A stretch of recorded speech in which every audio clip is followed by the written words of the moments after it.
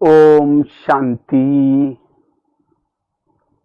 आज सामने तिनसुकिया के भाई बहने हैं और साइंस के साधन के द्वारा आ रहे हैं। वैसे तो पिछले साल आने वाला था, टिकट भी बनी थी, सत्यवती दीदी से बात भी की थी, रजनी दीदी से फाइनल हुआ था, लेकिन वहाँ इलेक्शन का टाइम आया इसलिए कैंसिल किया। वही टिकट को मैंने सिलीगुड़ी वालों को टाइम दिया था। इस बार भी टिकट बनाई थी, मैंने सोचा विनोद भाई वगैरह मीटिंग में आएंगे, उस समय फाइनल करेंगे कहाँ कहाँ बनाना है। कल ही मेरी शायद वापसी टिकट थी ब्रह्मपुत्र मेल से, लेकिन देखो कोरोना का प्रकोप के कारण ड्रामा बदल गया।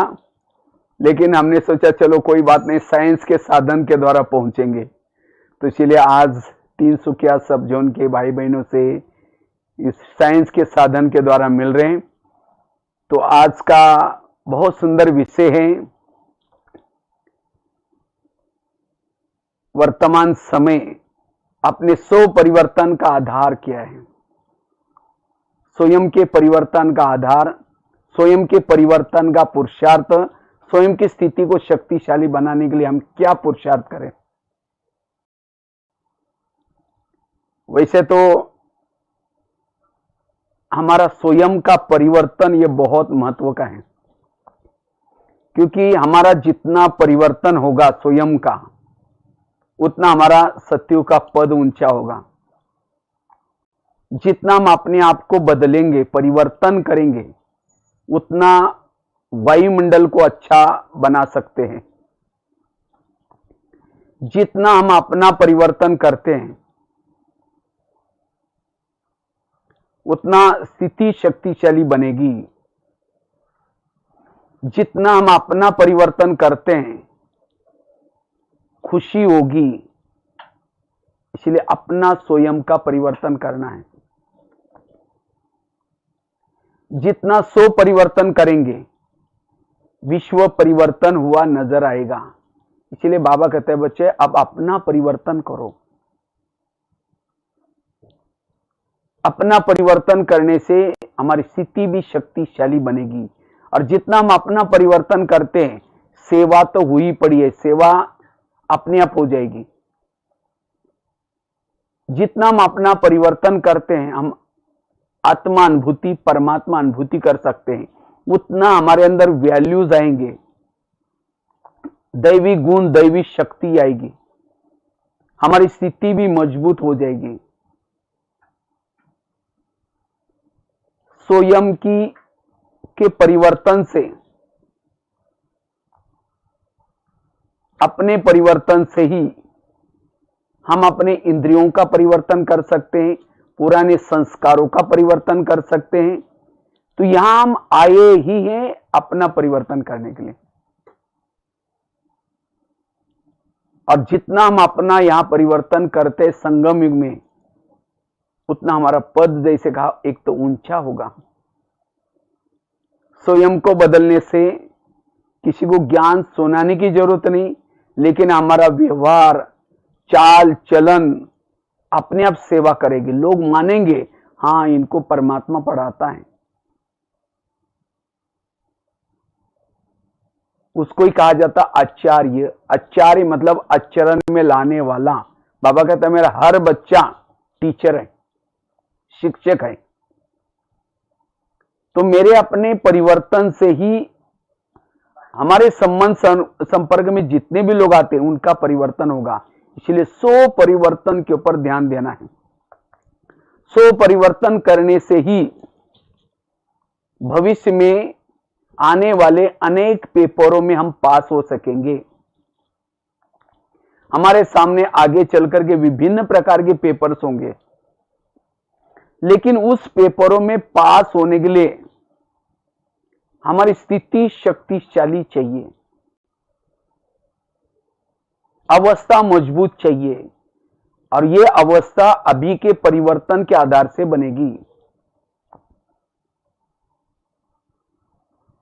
इसलिए अब हमें चेक करना है मेरे परिवर्तन में मेरी स्थिति बिगाड़ने के लिए कौन सी ऐसी कारण आते हैं, उन कारणों का अब निवारण करना है। और जितना जितना हम अपना परिवर्तन करते हैं, हम खुद अनुभव की अथॉरिटी बनते हैं, उतना हम दूसरों को बहुत कुछ दे सकते हैं। इसलिए अपना परिवर्तन करना है। जितना स्वयं जो परिवर्तन करता है, उसके वाणी में बल आता है, उसके दृष्टि में बल आता है, उसके कर्मों में बल आता है। तो अपना परिवर्तन करने के लिए, स्थिति शक्तिशाली बनाने के लिए कौन सी बातें बाधक है जो हमारी स्थिति बिगड़ती है या स्वयं के परिवर्तन में रुकावटी डालती है? ऐसी कौन सी बातें हैं? सबसे पहली बात है हमारे खुद के संस्कार, पुराने संस्कार। पुराने संस्कारों में हमें परिवर्तन करना है और अब हमें दैवी संस्कार धारण करने हैं, क्योंकि हमने द्वापरिक से लेकर के देह भान में आकर के क्षणिक सुख के लिए काम विकार के वश, क्रोध के वश, अनेक छोटे मोटे संस्कारों के वश हो गए और ये संस्कार अब हमारे संस्कार बने हैं और हमारे जो दैवी संस्कार वो लुप्त हो गए हैं। अब हमें अगर अपना परिवर्तन करना चाहते हैं तो उन संस्कारों को अब परिवर्तन करना है। लेकिन ज्ञान में चलते चलते कभी कभी वो संस्कार जागृत हो जाते हैं, पुराने संस्कार, और जब हमारे वो संस्कार जागृत हो जाते हैं, हमारे से गलतियां होती हैं, हमारे से विकर्म होना शुरू हो जाते हैं।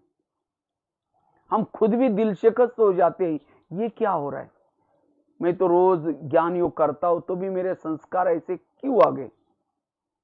और जब हम संस्कारों के वश हो जाते हैं, वायुमंडल खराब हो जाता है, हमारा टाइम वेस्ट हो जाता है, हमारे उस व्यवहार से दूसरों को भी दुख मिलता है और हमारी स्थिति भी बिगड़ जाती है। तो इसीलिए हमारे स्वयं के परिवर्तन में जो बाधक है वो हमारे ही संस्कार बाधक है। इसीलिए अब हमें उस संस्कारों को दृढ़ता से परिवर्तन करना है। तो कैसे पता चलेगी कि मेरे अंदर क्या संस्कार है? जो संस्कार चलते चलते आपकी खुशी गायब हो जाते हैं, प्रभु मिलन से आपको दूर करते हैं और बार बार रिपीट होते हैं। वैसे ये मम्मा का महीना है, 24 जून को मम्मा डे होता है। मम्मा मम्मा क्यों बनी? मम्मा एक गलती दोबारा नहीं करती थी, एक भूल दोबारा नहीं करती थी, वो शक्ति अवतार थी। लेकिन आज हम क्या करते हैं?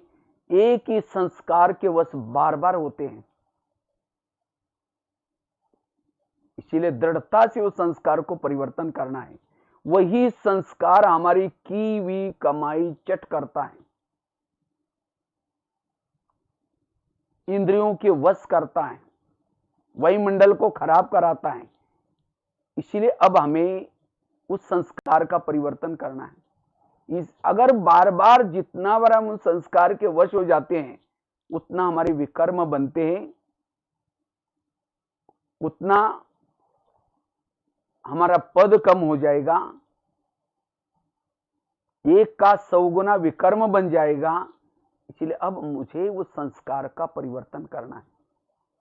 कईयों को क्या लगता है, जब भविष्य में चारों तरफ से परिस्थितियां बिगड़ेगी, विनाश की लीला देखेगी, तब हमारा संस्कार अपने आप बदलेगा, वही राग आएगा। लेकिन ऐसी कोई बात नहीं। वो संस्कार अंश का वंश बन सकता है। बाबा कहते ना, अंत में माया तो फुल फोर्स से आएगी। इसीलिए वो मेरा संस्कार अंश का वंश न बन जाए, अंत में मुझे फेल न करें, अब भी से इसका इलाज करना है। इसीलिए संस्कारों का परिवर्तन। तो जो संस्कार मेरे जीवन में बार बार रिपीट होता है, उसको ढूंढना है, मेरी बीमारी क्या है, और उसी बीमारी का इलाज करना है। यही बीमारी हमारा टाइम वेस्ट करते हैं, हमें दिल शिकस्त बनाती है। इसलिए वो संस्कार को ढूंढना, ये है स्वयं का परिवर्तन। अगर मेरा वो संस्कार नहीं बदलता, इसका मतलब मेरा ज्ञान योग ठीक नहीं है। अगर वो संस्कार मेरा नहीं बदल, राम रावण का एक सिर काटता है, फिर दूसरा काटता है, रावण नहीं मरता। इतने में विभीषण आता है, कैसे कहता है ऐसा नहीं मरेगा, उसके नाभि में तीर लगाओ। जब नाभि में तीर लगाया तो रावण क्या हो गया, मर गया। इसी तरह आज हम भी रावण को मारने में लगे हैं, कोई 2 साल से, कोई 4 से, लेकिन नहीं मर रहे हैं। क्यों?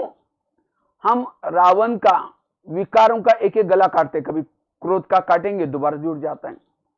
इसलिए उस कड़े संस्कार को परिवर्तन करना, तो संस्कार परिवर्तन करने से हमारा परिवर्तन हो जाएगा।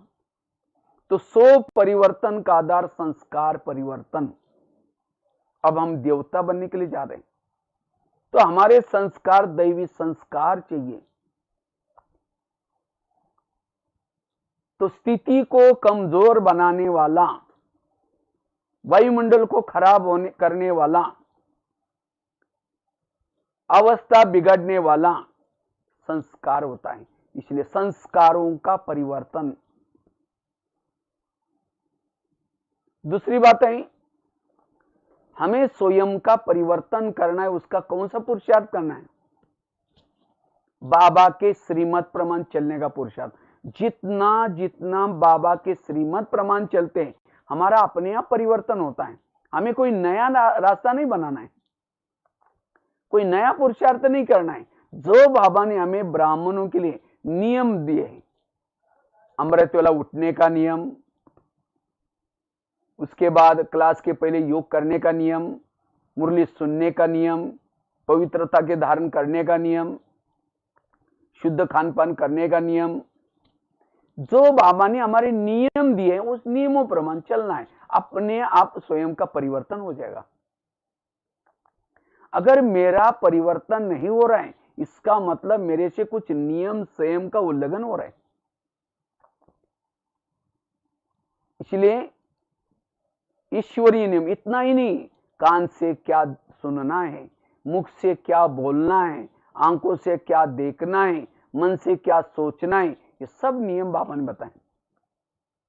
वास्तव में मुरली का एक एक महावाक्य हमारे लिए नियम मर्यादा है, और जितना उसके पर चलेंगे, अपने आप हमारा जो पुराने संस्कार है, पुरानी बातें, सब परिवर्तन होगा। 100 परिवर्तन का आधार है ईश्वरीय श्रीमत। लेकिन हम कभी कभी ईश्वरीय नियम को क्यों तोड़ते हैं? लोक लाज विषय करके। हम तो गृहस्थ में रहते हैं, लोग क्या कहेंगे। लोग इस संसार में ऐसे हैं, घोड़े पर बैठने में नहीं देंगे, पैदल चलने में नहीं देंगे। इसलिए कहते हैं सुनो सबकी, करो श्रीमत की, मन की नहीं। तो इसलिए जो लोगों की परवाह नहीं करता, औरों की परवाह नहीं करता, श्रीमत प्रमाण चलता है, उसका परिवर्तन अपने आप होगा। 100 परिवर्तन का आधार है ईश्वरीय श्रीमत, मर्यादा, नियम। इससे हमारी स्थिति शक्तिशाली बनेगी। जब हम नियम को तोड़ते हैं, स्थिति बिगड़ जाते हैं, कमजोर हो जाते हैं, हम दिल शिकस्त हो जाते हैं। तो स्वयं के परिवर्तन का आधार है ईश्वरीय श्रीमत। इसलिए अब मुझे कोई बहाना नहीं करना है, कोई लोक लाज नहीं करने। मुझे कहने वाला कोई और नहीं है, स्वयं परमात्मा मुझे कह रहा है। जैसे अर्जुन क्या करता है? क्वेश्चन करता है, ये कैसे हो सकता है, ये मेरे गुरु है, ये कैसे हो सकता है, ये मेरे भाई है। तो कृष्ण कहता है, ये मैं तुमको कहने वाला कौन? आखिर अपना स्वरूप दिखाता है।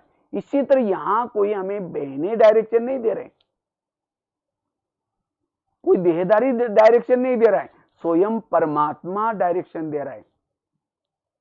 इसलिए अब हमें, हाँ जी बाबा, हम जरूर करेंगे, और जितना नियमों प्रमाण चलेंगे, हम सशक्त बन जाएंगे, शक्तिशाली बनेंगे। हमारी अवस्था अच्छी बनेगी, हमारे में अपने आप परिवर्तन नजर आएगा। इसलिए परिवर्तन का आधार है ईश्वरीय श्रीमत। तीसरी बात है, अगर हम अपना स्वयं का परिवर्तन करना चाहते हैं, स्वयं को बदलना चाहते हैं, स्थिति को मजबूत बनाना चाहते हैं, वायुमंडल को शक्तिशाली बनाना चाहते हैं, हमें जीवन में जो कुछ विघ्न आएंगे, समस्या आएंगी, बातें आएंगी, उसको सहन करना है, सहन करना है। जितना हमारे अंदर सहन शक्ति होगी, हमारा स्वयं का परिवर्तन होगा। परिवर्तन का आधार है सहन शक्ति। वैसे तो शक्तियां तो बहुत है, लेकिन सहन शक्ति बहुत महान शक्ति है। सहन शक्ति सारी शक्तियों में से बड़ी बहन है, बाकी शक्तियां उसकी छोटी बहन है। जब बड़ी बहन आएगी हमारे पास, बाकी उसकी 7 बहनें भी आएगी। जब 7 बहनें आएगी, अष्ट शक्ति आएगी, दैवी गुण शक्तियों के बच्चे हैं। मां आएगी तो बच्चे भी आएंगे। हर शक्ति के 3-3, 4-4 बच्चे दैवी गुण साथी है। समझो सहन शक्ति आपके पास आ गई, उसके साथ में शांति, एकाग्रता, एकरस, अंतर्मुखता, ये 3-4 गुण भी आएंगे। और अष्ट शक्तियों की अगर आएगी, 32 दैवी गुण आएंगे। जिसके इर्द गिर्द में अष्ट शक्ति है, 32 गुण है, वो है मास्टर सर्वशक्तिवान। वो विकार उसके लिए कुछ नहीं कर सकते, संस्कार उसके लिए कुछ नहीं कर सकते, उसकी अवस्था शक्तिशाली बनेगी। इसलिए मुझे सब कुछ सहन करना है। सहना यही गहना है। जब हम सहन करते हैं, सहन करते हैं, तब हमारे संकल्प में बचाव हो जाता है, संकल्प की बचत हो जाती है। जिसके पास सहन शक्ति नहीं है, उसके संकल्प बहुत वेस्ट जाते हैं। ये क्यों हुआ, मेरे साथ क्यों हुआ, या ऐसा कैसा करता है, मेरे साथ क्यों कर। जितने जिसके संकल्प निगेटिव चलते हैं, वो कमजोर बन जाता है। और जिसने उसके लिए जीवन में विघ्न निर्माण किया, परिस्थिति निर्माण की, उसके प्रति नफरत आती है, घृणा आती है, वैर होता है, विरोध होता है, और परिस्थितियां बड़ी दिखती है। इसलिए अपना परिवर्तन करना है। सहन शक्ति को साथी बना दो, सहनशील बनो। सहना यही हमारा गहना है। बाकी गहने पहनो नहीं पहनो, लेकिन सहन शक्ति का गहना जरूर पहना है। और जिन्होंने जीवन में सहन करना सीखा, वो परिस्थिति, वो विघ्न उसके लिए तोहफा बन जाएगा, बहुत कुछ दे के जाएगा। और आज का जमाना, आजकल वर्तमान जो स्थिति है, सहन करने की बहुत जरूरी है। क्योंकि आजकल जो बीमारियां हो रहे, प्रॉब्लम्स हो रहे, उसका कारण है सहन शक्ति की कमी। क्योंकि जिसके पास सहन शक्ति नहीं है, वो बहुत सारे निगेटिव विचार चलते हैं, और निगेटिव विचारों से तनाव पैदा होता है। तनाव, तन में आना। जो ज्यादा सोचता है, निगेटिव सोचता है, वो तन में आता है। और जो तन में आता है, उसको चारों ओर समस्या ही समस्या दिखती है। वो छोटी सी भी बात पहाड़ के समान दिखती है, उसको लगता है ये पार करना बहुत मुश्किल है। जिसके पास सहन शक्ति नहीं है, उसको रात में चैन की नींद भी नहीं आएगी, करवट बदलता रहता है। क्यों हुआ, मेरे साथ ऐसा कैसे हुआ, ये परिस्थिति क्यों आई। वायुमंडल को खराब करेगा। इतना ही नहीं, उसको एक एक दिन काटना बड़ा मुश्किल होता है। जिसमें सहन शक्ति नहीं, उसका जीवन, कहां मानव जीवन हीरे तुल्य है, लेकिन जिसमें सहन शक्ति नहीं, उसका जीवन वो कौड़ी तुल्य बनाता है। आजकल दुनिया में अगर कोई घटना होती है, सहन नहीं होती, तो उस बातों को भूलने के लिए लोग शराब पीते हैं, नशा करते हैं, कई कई तो सुसाइड भी करते हैं। आज कई केसेस ऐसे हो रहे। इसीलिए ये क्यों हुआ, क्योंकि सहन शक्ति नहीं है। इसीलिए सहन करने की कला सीखनी है। इससे हम कई बीमारियों से, मानसिक बीमारियों से भी बच जाएंगे। जिन्होंने सहन करना सीखा, मानसिक बीमारियों से बच सकता है। आजकल घर घर में मानसिक बीमारियां बढ़ती जा रही, और आजकल तो कोरोना का प्रकोप है, तो हर एक के जीवन में समस्या आई है। कईयों को कहीं जाना होगा, कईयों को कई प्लान बनाए होंगे, कईयों का दुकान कई दिनों से बंद हो गया होगा, तो कई समस्या। और जिसके जीवन में समस्या है उसके निगेटिव थॉट चलते हैं, व्यर्थ विचार चलते हैं, और जिसके व्यर्थ विचार चलते हैं दिमाग गर्म रहता है। इसलिए कहते हैं ना, जिसका पाव गर्म, पेट नरम, दिमाग ठंडा, वहां डॉक्टर आने की कोई जरूरत नहीं। लेकिन आजकल क्या उल्टा होता है, पांव रहते हैं ठंडे और दिमाग रहता है गर्म। समझ लिया, वो कभी भी नहीं कहेगा ये मेरे साथ क्यों करता है, इसने मेरे साथ ऐसा क्यों किया।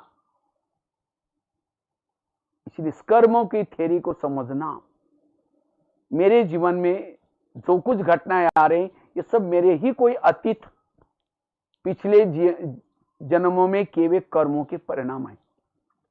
इसीलिए उनका कोई दोष नहीं है, दोष मेरे ही कोई गलत कर्मों का है। और जब तक हमें हिसाब चुक्त नहीं करेंगे तब तक वापिस कोई भी जा नहीं सकता। इसीलिए मुझे हिसाब चुक्त करना है, सहन करके हिसाब चुक्त करना है, तपस्या करके। हिसाब नहीं तो तीसरी बात हिसाब चुक्त करना पड़ेगा धर्मराज के पुरी में डंडे से। डंडा मतलब क्या है, विनाश काल में जो भी बातें आएंगी उसी से, लेकिन उसी से पद नहीं मिलेगा, मुक्ति तो मिलेगी। क्योंकि बाबा कहता है इस सृष्टि पर आया जिन्होंने जाने अनजाने विकर्म किए,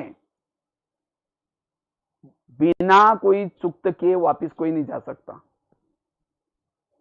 इसलिए मुझे तपस्या करनी है, या फिर सहन करना है, या फिर भविष्य में आने वाले अलग अलग पेपरों में हमारा हिसाब चुक्त होगा। इसलिए सहन शक्ति को बढ़ाना है और अपने संकल्पों को बचाना है, तब हमारी इम्यूनिटी पावर बढ़ेगी। हम अनेक प्रकार की बीमारियों से बच सकते हैं। जिसमें सहन शक्ति नहीं है वो पुलिस स्टेशन की चक्कर काटता है, हॉस्पिटल की चक्कर काटता है, जेलों की चक्कर काटता है, कोर्ट कचहरी की चक्कर काटता है, उसका सारा जेब खाली। क्योंकि सहन शक्ति नहीं तो उसके पास क्रोध जरूर होगा, टेंशन तनाव जरूर होगा, और टेंशन से आजकल कितनी सारे प्रॉब्लम्स आ रहे हैं। इसलिए ये ज्ञान केवल सत्युग में जाने के लिए नहीं है, लेकिन वर्तमान समय अगर हमें हेल्दी, वेल्दी, हैप्पी बनना है, सहनशील बनो। इसलिए सहन शक्ति परिवर्तन का आधार है। जितना हम सहनशील बनेंगे, सहन करना शुरू में कड़वा है, परिणाम बहुत अच्छे हैं।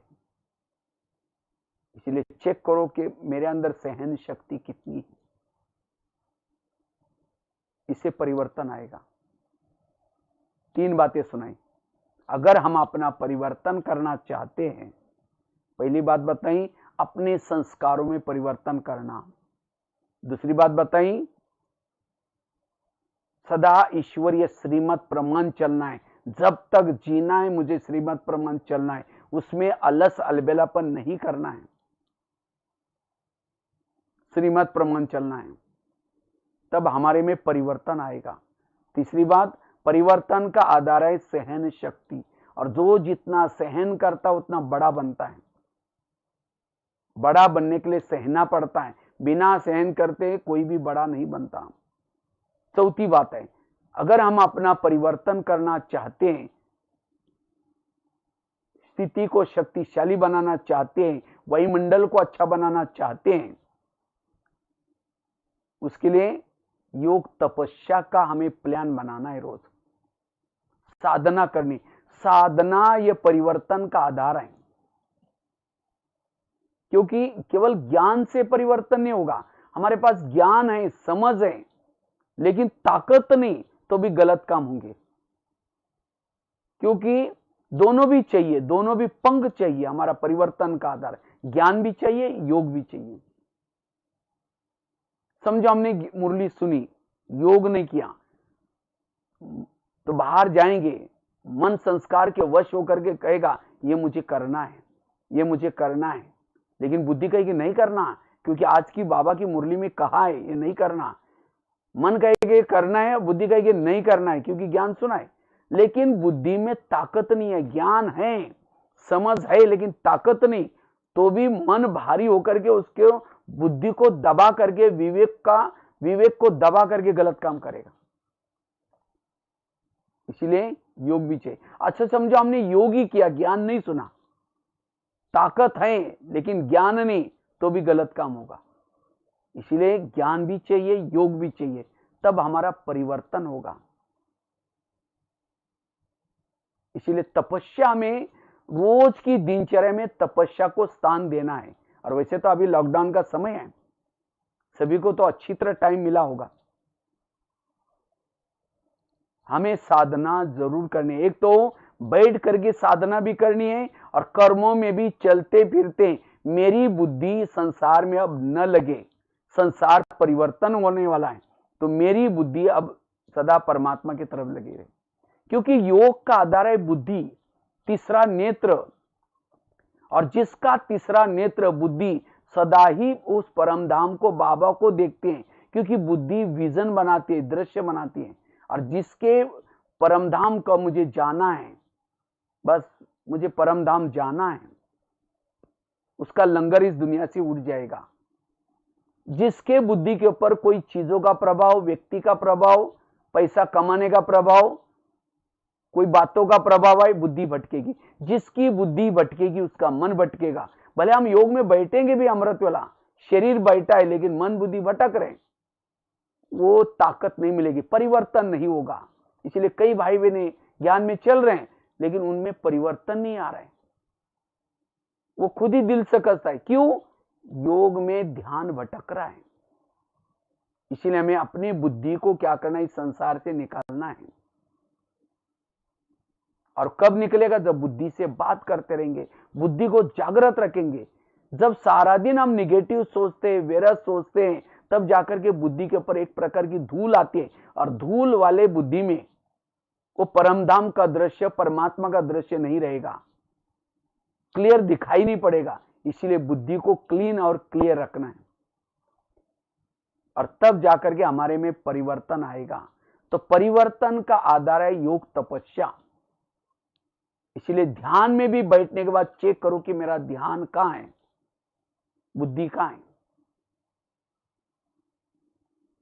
नहीं तो भक्ति मार्ग में ये किया, माला जप रहे, राम राम राम राम, देखना बे बिलीदुत पे राम राम राम। अब यहां भी बैठेंगे योग में, मैं आत्मा हूं, शांत स्वरूप हूं। अचानक थाली का आवाज आया, कहेंगे बेटा तुमने क्या गिराया, थोड़ा ध्यान से लेना।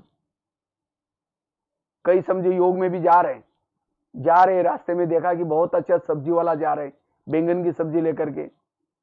फिर सोचे कि वाह कितनी अच्छी सब्जी है, चलो आज शाम को इसकी सब्जी बनाएंगे। पहले सोचे कि जाकर के योग लगाएंगे, जाते समय लेके जाएंगे। सेंटर पर गए, लाल लाइट चल रहा है, गीत बज रहे हैं, शुरू करेंगे मैं आत्मा हूं, शांत स्वरूप हूं, शक्ति स्वरूप। फिर कहेंगे अरे वो थैली तो लाए नहीं, वो बैंगन कैसे लेके जाऊं। फिर कहेंगे ठीक है कोई बात नहीं, उसके पास तो प्लास्टिक का थैला तो होगा ही। फिर कहेंगे मैं आत्मा हूं, शांत स्वरूप हूं। फिर सोचेंगे गैस के ऊपर जो दूध रखा था शायद मैंने उसको बंद किया या ऐसे चल रहे हैं। फिर कहेंगे चलो भाई कोई बात नहीं, बुझा ही देगा, मैं आत्मा हूं, शांत स्वरूप हूं। फिर सोचे अरे घर में तो मेहमान आने वाला था, मैंने सोचा था उसके लिए छोले बनाऊं, चने, लेकिन रात को तो भिगो ही नहीं, चलो छोड़ो कुछ और बना देंगे। मैं आत्मा हूं, शांत स्वरूप हूं, शक्ति स्वरूप। लाल लाइट की सफेद लाइट हो गई, योग का टाइम पूरा हो गया। सामने वाला बैठने वाला सोचेगा वाह इन्होंने आधा घंटा योग किया, लेकिन इनका योग कहाँ लगा था, वो बैंगन वाला योग या छोले वाला योग है, बाबा वाला योग नहीं था। माताओं को ऐसी बातें याद है कि भाइयों को कोई दुकान की बात याद है, कोई पढ़ाई पढ़ने वाला पढ़ाई की बातें याद है।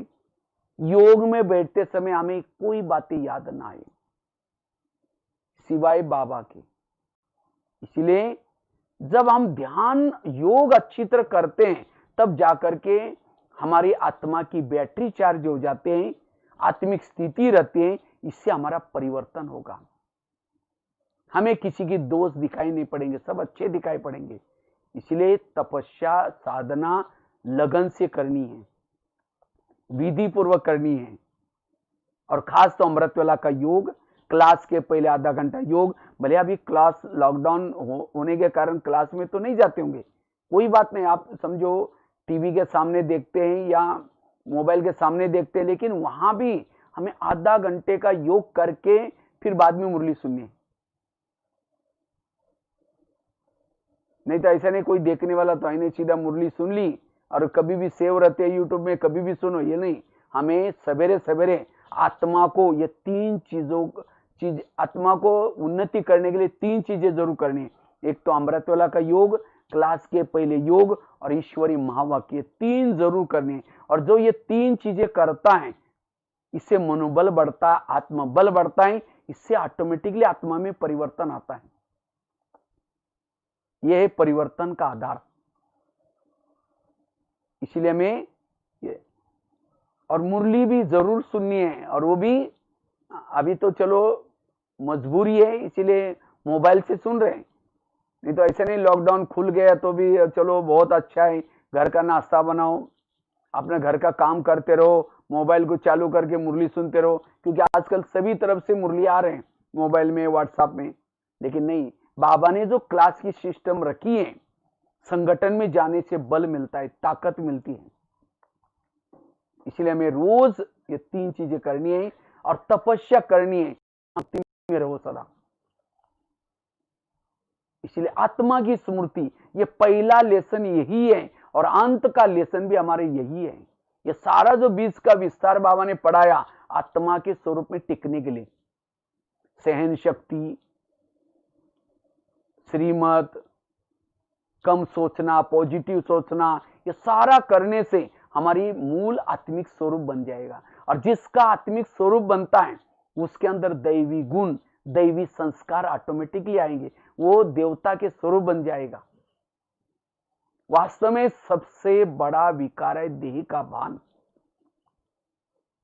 देह का भान सबसे बड़ा विकार है। इसीलिए बाबा हर मुरली में कहते हैं, बच्चे देही अभिमानी बनो, क्योंकि जितना देही अभिमानी स्थिति में रहते हैं हमें बाबा के सिवाय कुछ भी दिखता नहीं है।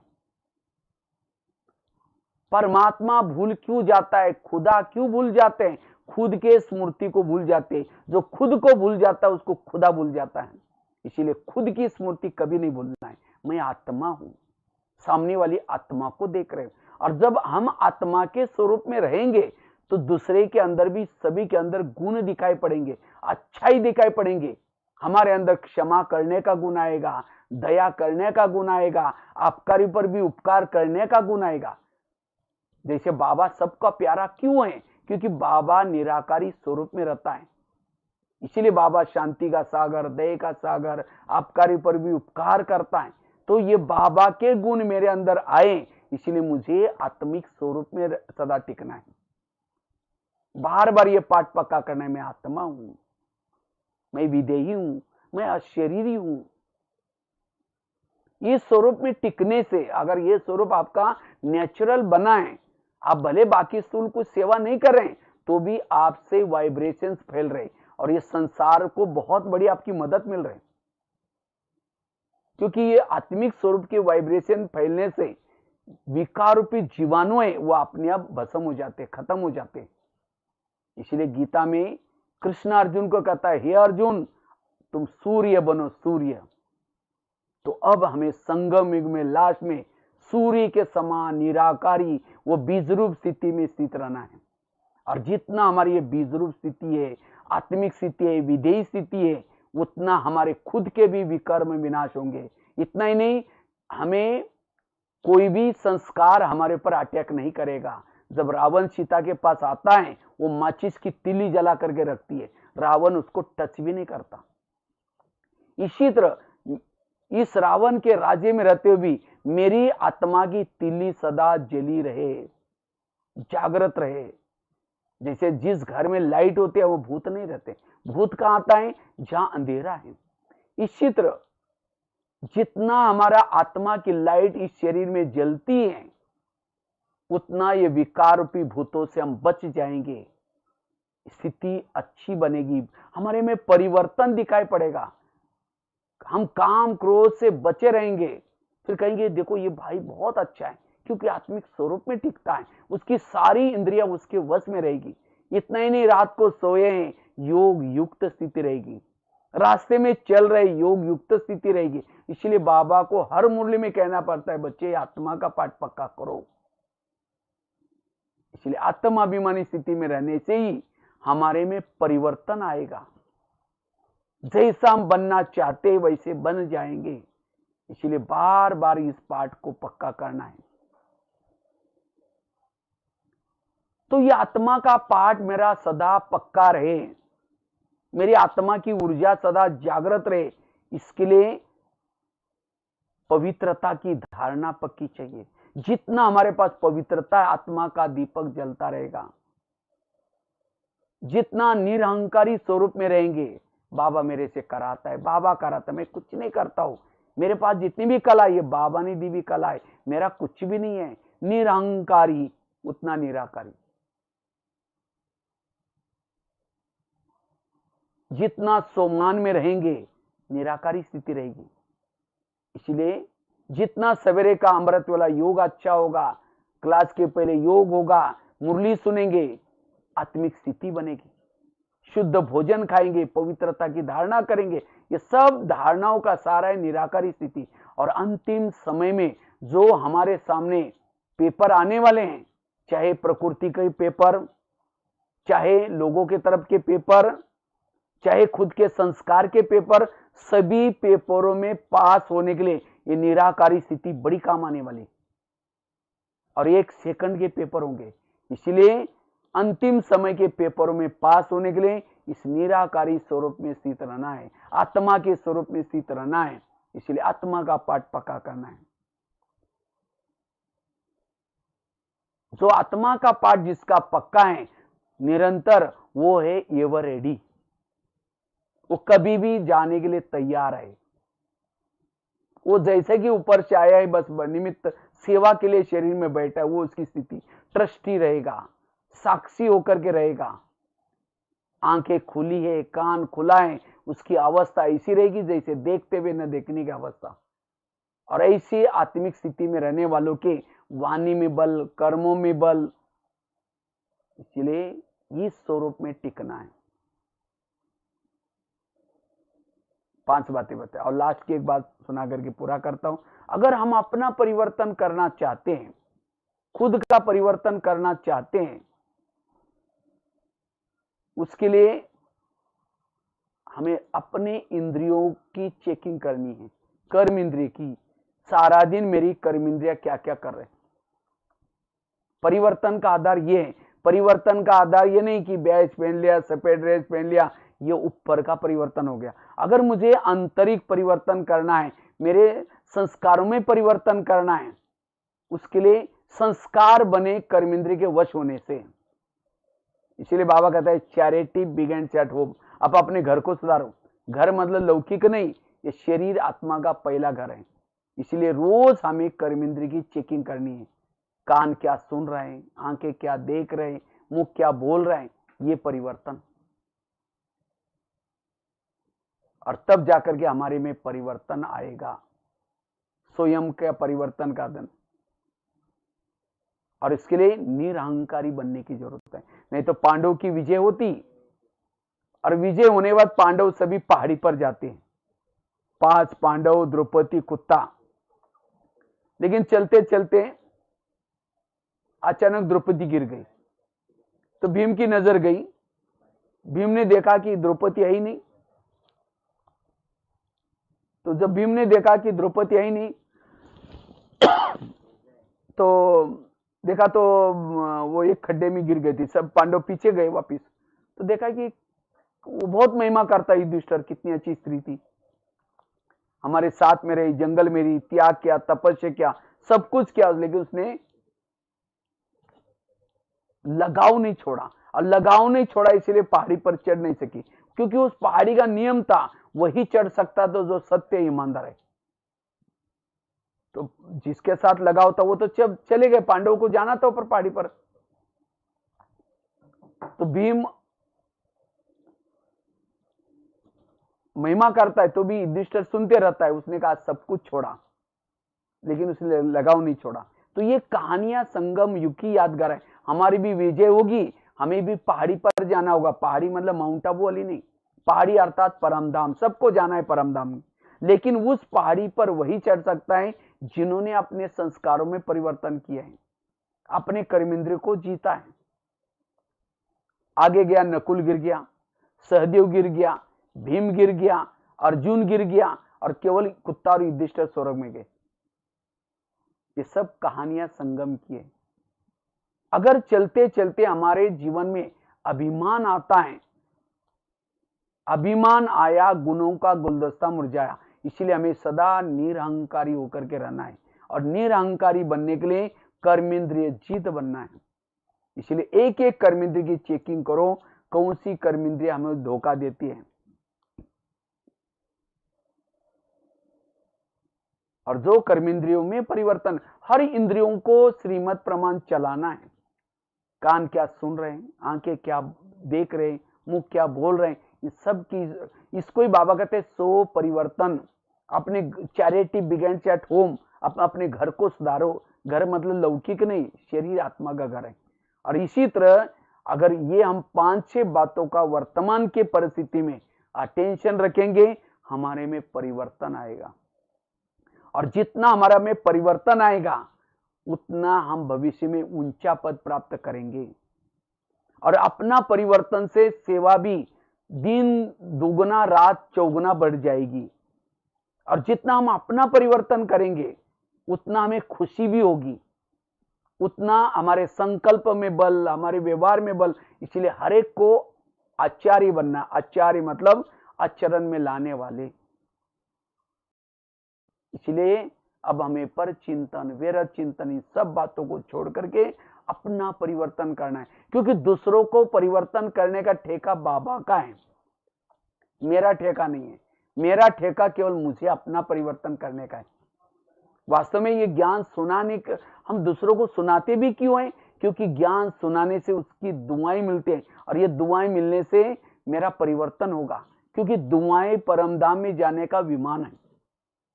इसीलिए हमें अपना ही अभी तक भी मेरा परिवर्तन ही नहीं हो रहा है, इसका मतलब कहीं ना कहीं गड़बड़ है।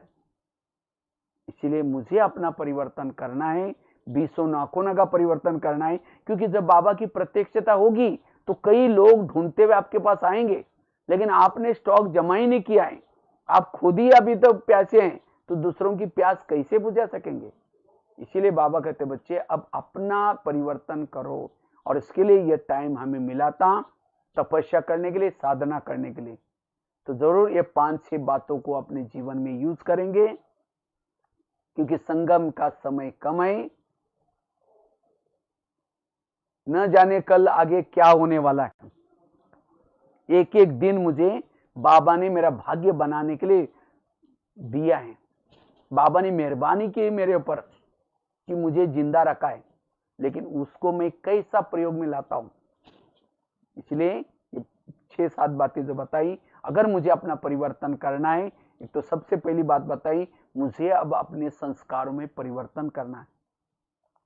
दूसरी बात बताई, मुझे अगर अपना परिवर्तन करना है, मुझे बाबा के श्रीमत प्रमाण चलना है। तीसरी बात बताई, मुझे सहन करना है, कभी भी व्यर्थ संकल्प नहीं चलाना है, अपने संकल्पों को बचाना है। चौथी बात बताई, अगर मुझे अपना परिवर्तन करना है, स्वयं का परिवर्तन करना है, इसलिए देही अभिमानी स्थिति, आत्मा अभिमानी स्थिति में रहना है। पांचवी बात बताई, अगर मुझे स्वयं का परिवर्तन करना है, मुझे अपने कर्मेंद्रिय की चेकिंग करनी है, सभी कर्मेंद्रिय को मुझे अपने वश करना है। आगे की बात बताई, पर चिंतन हमें नहीं करना है। तो ये 5-6-7 बातें याद रखेंगे तो परिवर्तन होगा। ठीक है, बाकी विशेष स्थिति बनानी है। अभी मैं एवरेडी हूं, तैयार हूं आगे आने वाले पेपर में पास होने के लिए, तो मेरी सदा भ्रुकुटी में आत्मिक स्थिति रहनी चाहिए। क्योंकि आत्मिक स्थिति में रहने वाला सदा उसको सामने घर दिखता है, जहां जाना है वही दिखता है, और घर के घर के अंदर रहने वाला बाबा ही दिखता है, उसका लंगर यहाँ से उठा रहता है। इसलिए ये स्थिति हमें बनानी है। ठीक है, बाकी तो बहुत बहुत धन्यवाद। देखो कल ही मेरे बता रहा ना, डिब्रूगढ़ की टिकट थी, अभी तो मैंने कैंसिल नहीं किया है। अभी वो बोला 2-3 महीना तक भी कभी भी कैंसिल कर सकते हैं, तो अभी कैंसिल करूंगा। तो बाकी फिर ड्रामा अनुसार कभी खुलेगा। देखो आप लोग कितना दूर में रहते हैं। हाँ, मैं देखा, मुझे याद है पासी घाट, पता नहीं क्या क्या सेंटरों के नाम है। सभी को सभी तरफ जा करके स्कूलों में 1 महीना 1.5 महीना शायद रहा था, स्कूलों में, जेल में, मिलिट्री वालों का, सभी तरफ ऐसी सेवा कहते हैं। और कहते हैं एक बार अगर ब्रह्मपुत्रा क्रॉस किया, उसको 3 बार ब्रह्मपुत्रा क्रॉस करना ही पड़ता है। तो मैंने तो 2 बार तो इजीली क्रॉस किया। एक बार आई थी गुवाहाटी की तरफ 1 महीना, दूसरी बार तिनसुकिया। अब दोनों तरफ आधे आधे, क्योंकि जो बाकी और छोटे छोटे प्रदेश है, इम्फाल वगैरह, वो सब बके रहे थे। तो हमने सोचा था इस बार करेंगे, लेकिन तीसरी बार क्रॉस करने के लिए 2 बार तो विघन आए। लेकिन अभी तो इस बार ही इस साधनों के द्वारा आए, स्कूल में भी एक बार जरूर आएंगे और क्रॉस करेंगे, फिर बाकी रेलवे सेंटर पर जाएंगे। इसी के साथ रजनी बहन को बहुत बहुत धन्यवाद। मैंने वो फोन गजेंद्र भाई से नंबर लिया और बात किया, प्रोग्राम बनाया। बाकी सत्यवती दीदी को, साथ में विनोद भाई को, बाकी सभी भाई बहनों को बहुत बहुत मधुबन की तरफ से याद प्यार। और बाकी आप लोग बहुत अच्छा, जितने दूर है उतना बाबा के दिल में है। तो आप लोग बहुत अच्छा तीव्र पुरुषार्थ करते होंगे और करते रहेंगे। बाकी और भी मिलते रहेंगे। बाकी 2 मिनट हम कमेंट्री से योग करके कार्यक्रम पूरा करेंगे। सभी अपने अपने जगह पर कमर सीधी करके बैठेंगे और स्वयं को भ्रुकुटी आसन पर स्थित रखेंगे। मैं आत्मा भ्रुकुटी आसन पर बैठी हूं। मैं आत्मा बहुत ही भाग्यशाली आत्मा हूं। इस संसार में आकर के मैंने 84 जन्मों का पाठ पूरा किया है, और हर पार्ट मेरा हीरो एक्टर था। महान आत्माओं के संग में मुझे पार्ट बजाने का मौका मिला।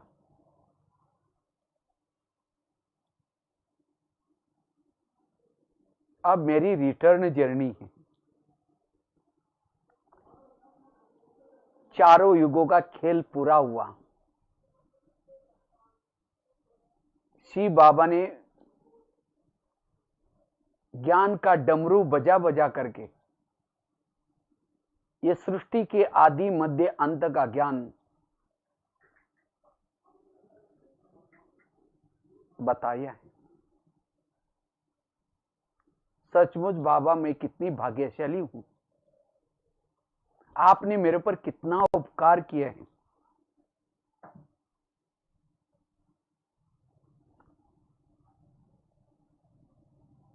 अब इस संसार में मेरा कोई नहीं है। मैं जिसको अपना समझती थी, ये सब परिवर्तन होने वाले हैं। अब मुझे वापिस जाना है। यह शरीर मेरी एक डब्बी है। मैं आत्मा इसमें चैतन्य में हीरा हूं।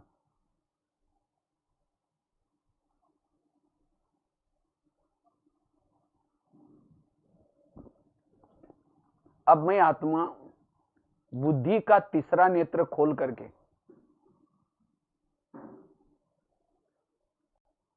एक प्रकाश का शरीर धारण करके बुद्धि और मन के द्वारा अपने वतन की तरफ जा रही हूं।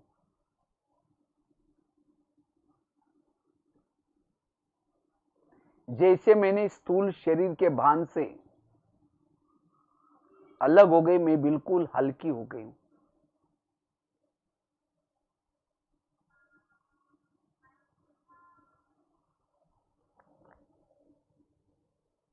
चांद सूरज तारंगन से भी पार मैं जा रही हूं, देख रही हूं बुद्धि रूपी नेत्र के द्वारा।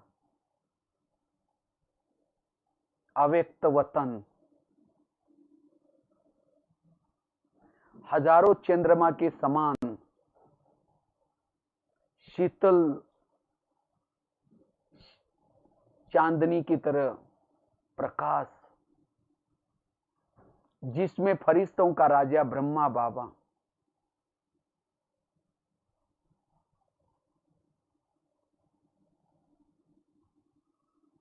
मैं बाबा से दृष्टि ले रही हूं।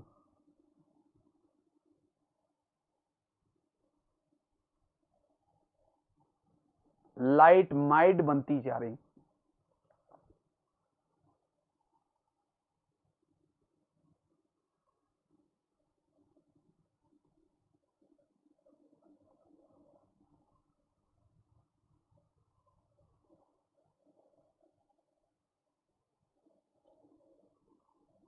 अब धीरे धीरे मैं आत्मा ज्योति परम धाम की तरफ जा रही हूं।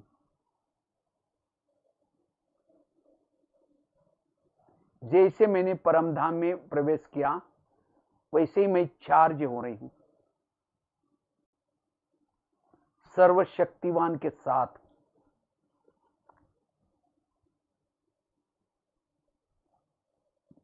वाह मेरा भाग्य, जिस बाबा को मैं दुनिया में ढूंढ रही थी, मंदिरों में, मेले मलाकड़े में,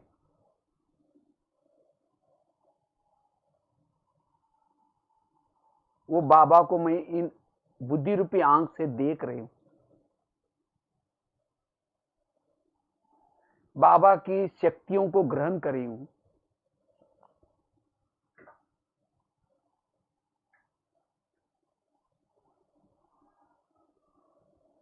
अपलक होकर के देख रही हूं। मीठे बाबा, आपने मुझे क्या से क्या बनाया।